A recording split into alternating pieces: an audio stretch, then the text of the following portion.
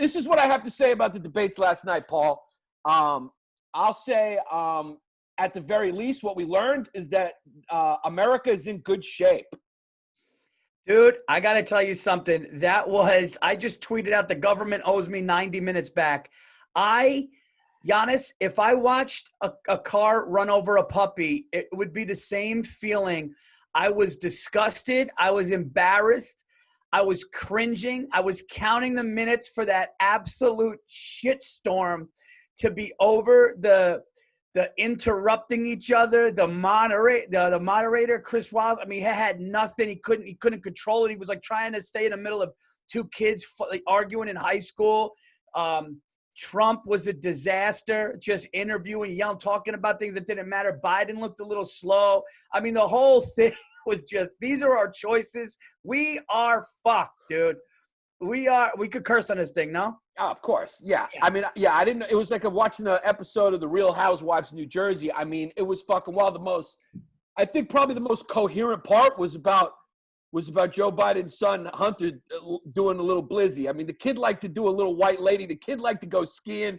He liked cocaine. But let me just say this. If you think for 1 second that Trump's two boys haven't done a little blow in their day and probably a little blow with Hunter Biden at like Tao in New York City at some point, then you got another thing coming. Those kids like blow.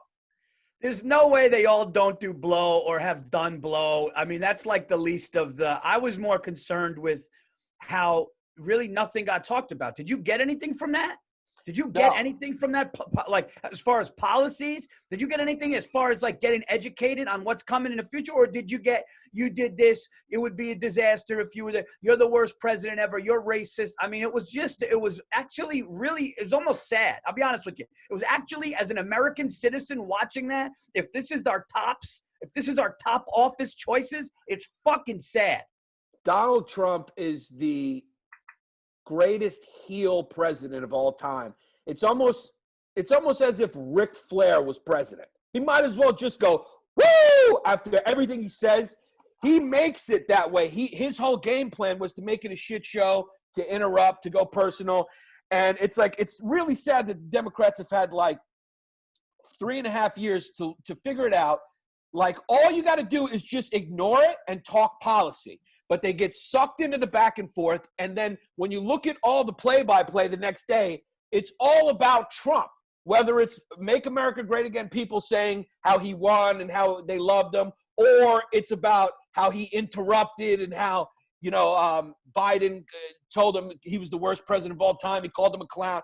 Whatever it is, it's about Trump. And that's how Trump wins.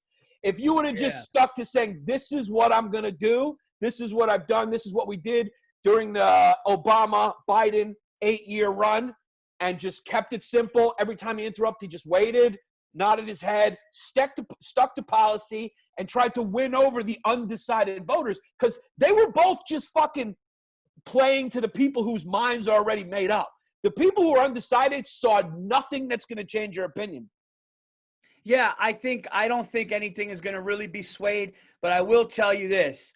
If it hurt anybody last night, in my opinion, and you know me, I'm a middle-of-the-road kid. I think the far left and the far right are really wild. But you're a Sicilian kid, and you think that if Donnie T was in the mafia, he'd be put down. His mouth is too big, right? Tell me about that. If I have to be honest, as a kid who's Sicilian, as a kid who kind of knows, about how it would go down if the kid was in the mob, he would have been put down because of the Corona thing. Here's the deal. If Donald Trump and this is the truth, okay? And I know that this is a saying that you and Chrissy do a lot, so I'm going to do it since I'm on the show. Make no mistake about this. If Donnie T was in the mob, they would have put him in a trunk and he would have went for a ride and nobody would have saw him again because of the handling of Corona. It's just, that's what would really have happened. But I think if it hurt anybody last night, it was Trump, especially not denouncing white supremacy when he had a perfectly good chance and a perfectly good opportunity for all the people that say things about him and being, pro white supremacy and all that. All he needed to do in that one moment when Chris Wallace said, are you willing to denounce white supremacy right now? And he goes, what do you want me to do? And then he goes, well, okay, yeah, fine. Stand down, stand by. It's like That's, to me, if it did hurt anybody, it hurt Trump last night. I think people were like, well, wait a minute. He can't denounce a fucking bigotry hate group. So to me, that seems a little like nuts. And it was a real fucking, what can you say, man? As an American, it was an embarrassment. It was an absolute fucking embarrassment. I could not wait for it to be over. Yeah, there's high school debates probably for class president that had more decorum last night. Let's take a peek at fucking Cheeto Santino saying it. Calling out Antifa and other left-wing extremist groups. But are you willing tonight to condemn white supremacists and militia groups and to say that they need to stand down and not add to the violence in a number of these cities, as we saw in Kenosha and as we've seen in Portland? Sure, are you I'm prepared willing to do specifically that, but do it? Well, go ahead, sir. I would say almost everything I see is from the left wing, not from the right. Sure, I'm willing to do it. Just do it. You don't got to say, sure, I'm willing to do it. That's what he already asked you. Now you're stalling because you're figuring out how you're going to say it because you do like to throw your dog whistles. He's such a narcissist. He may not even be a white supremacist. We don't know. I think he's such a narcissist. He knows those guys vote for him or would vote for him. So he's trying to figure out a way to hand it to him. Because if you tell Trump you like him, you can even have like a dead baby that you say you just killed. As long as you say, you know what, I think you're a good president, he's going to go, you know what, you're okay in my book. Yeah, that's all he wants. He's like an insecure child who, he just wants, the funniest thing is the guy like Trump, he really does just want approval. Like Trump is the type of guy that like just want to go, like just hug him, rub his back and just whisper, dude, it's all right. You're going to be all right. People love you. He's a narcissistic guy. I think too, Yannis, I really believe that he just went in a little panicked last night. I think he went in like I need to do more. It's like what you said about Biden. It was the same with Trump. It's like, just wait for the question, give the best answer.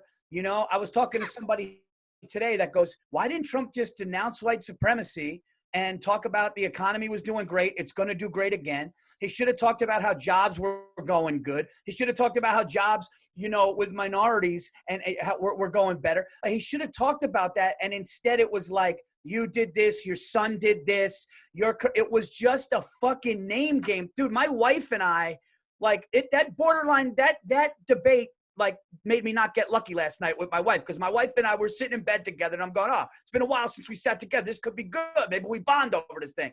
And she got so upset, she fucking just rolled over, went to bed. So this thing cock blocked me too. It was so bad. I got cock blocked and I don't know what's going on in my country. Yeah, that's probably, if there's a crime that happened last night, it's a lot of fucking, it's the Virzi household went silent last night, Yeah,